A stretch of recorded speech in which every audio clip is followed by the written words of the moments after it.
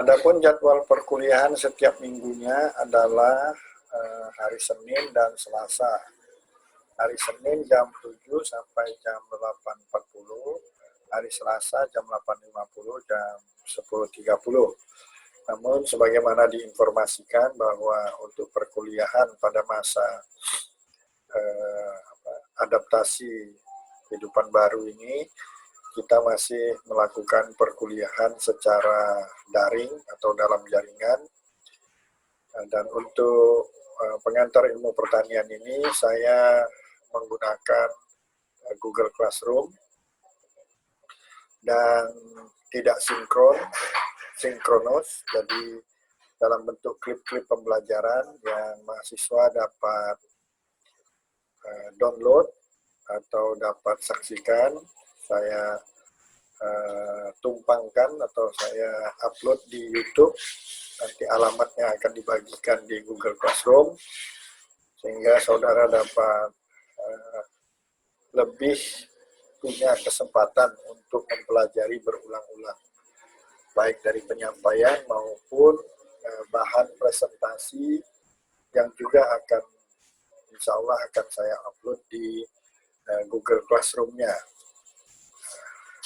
Baik,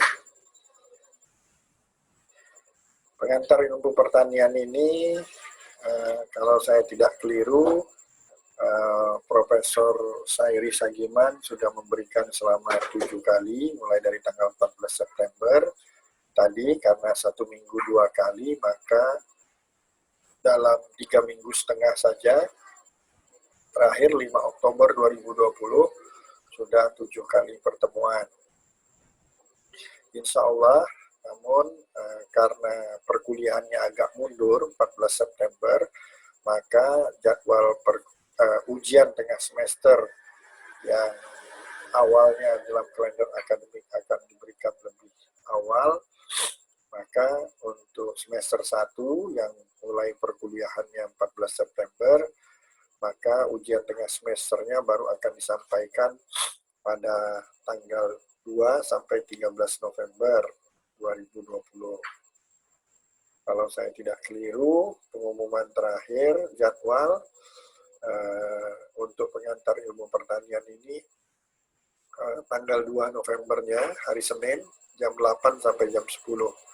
Itu akan diberikan oleh Bapak Profesor Dr. Insinyur Haji Sairi Sagiman, Magister Sains. Baik, nah giliran saya itu pertemuan ke-9 sampai ke-15, yang tanggal 6 Oktober mulainya, terus setelah beliau tanggal 5 Oktober kan, baru minggu berikutnya 12 sama 13 Oktober, 19, 20 Oktober, 26, 27 Oktober. Jadi di akhir bulan Oktober saja, jika sesuai dengan jadwal, maka perkuliahan untuk pengantar ilmu pertanian ini sudah dianggap selesai.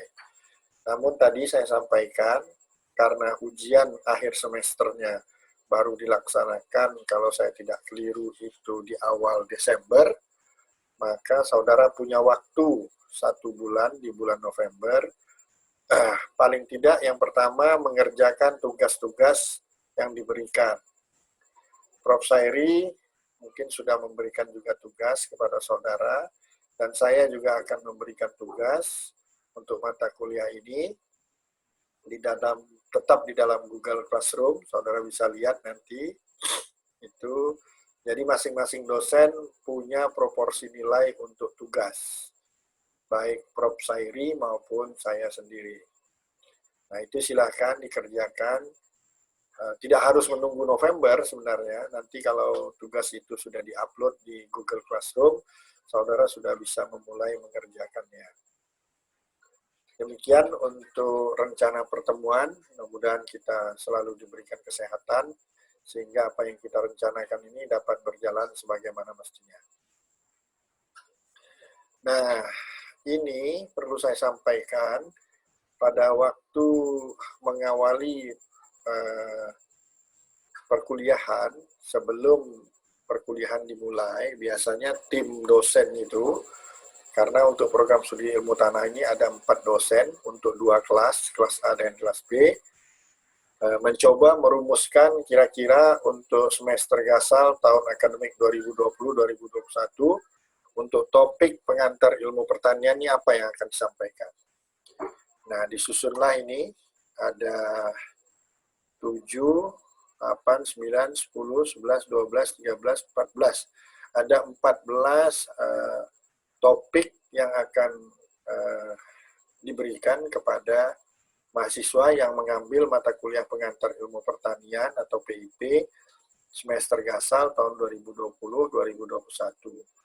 Nah, kalau saya lihat informasi yang saya dapat dari asisten Mas Saburi atau Pak Saburi, saya lihat Prof. Sairi sudah memberikan ada beberapa ini. Coba saya coba-coba untuk dicocokkan dengan rencana kira-kira di bagian mana yang sudah beliau sampaikan, mulai dari kontrak kuliah, pertanian dalam arti luas, sejarah pertanian, revolusi pertanian, lalu ini ada konsep pertanian dari berbagai sudut pandang, peran pertanian dalam penyediaan pangan dan energi sekarang dan masa depan, strategi pertanian menghadapi pandemi COVID-19. Ini ada beberapa. Yang jelas, yang saya dapat informasi terkait materi ini, sebagian besar Prof. Sairi mengambil dari ini buku bagus ini, dan buku baru kita dapat dari Prof. Gusti Zakaria Ansori tentang pemikiran para guru besar di IPB, tantangan generasi muda dalam pertanian, pangan, dan energi. Jadi beliau sepertinya mengambil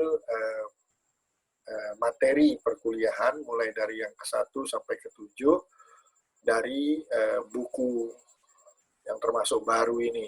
Dan mungkin kalau tidak salah saya pernah dengar, kami semua dapat dari Prof. Gusti dikasih. Terima kasih Prof. Gusti. Ini buku ini. Nah, ini materi yang diberikan. Rencana jadwal perkuliahan untuk mata kuliah pengantar ilmu pertanian berdasarkan rapat koordinasi tim yang 14 topik tadi. Jadi setelah Prof. Sairi menyampaikan 7 kali pertemuan, maka Vera harus berpikir lagi nih, kira-kira bagian mana yang bisa saya bantu melengkapi apa yang telah disampaikan oleh Prof. Sairi. Insya Allah saya sudah membantu mata kuliah pengantar ilmu pertanian atau PIP ini. Kalau data yang ada di laptop saya itu dari 2012, 2013, 2016, 2019, dan terakhir yang sekarang ini 2020.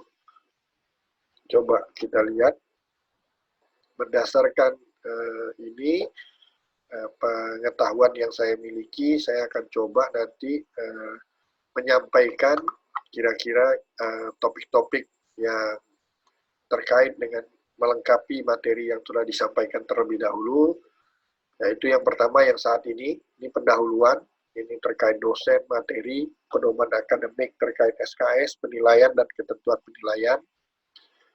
Dan yang berikutnya nanti asal dan asosiasi kata pertanian, pengertian pertanian, wahana pertanian, dan ruang lingkup pertanian. Yang ketiga, pertanian pangan dan non-pangan. Yang keempat, pemenuhan pangan dan gizi masyarakat. Yang kelima, agribisnis dan agroindustri. Yang keenam, kondisi pertanian Indonesia. Yang terakhir, yang ketujuh, permasalahan petani dan pertanian di Indonesia. Ini nanti saya sumbernya dari berbagai sumber yang saya dapat, baik dari koordinator maupun dari internet. Sebagai contoh misalnya dari Institut Pertanian Bogor, dari Universitas 11 Maret, Universitas Sriwijaya Palembang. Jadi beberapa materi pengantar ilmu pertanian, karena sudah sangat banyak materi pengantar ilmu pertanian ini, saudara juga bisa search di internet untuk menambah pengetahuan saudara terkait pemahaman awal tentang apa itu pertanian dan sebagainya, karena saudara kuliah di Fakultas Pertanian. Jadi nanti kita coba kita lihat apa yang bisa saya bagikan kepada saudara.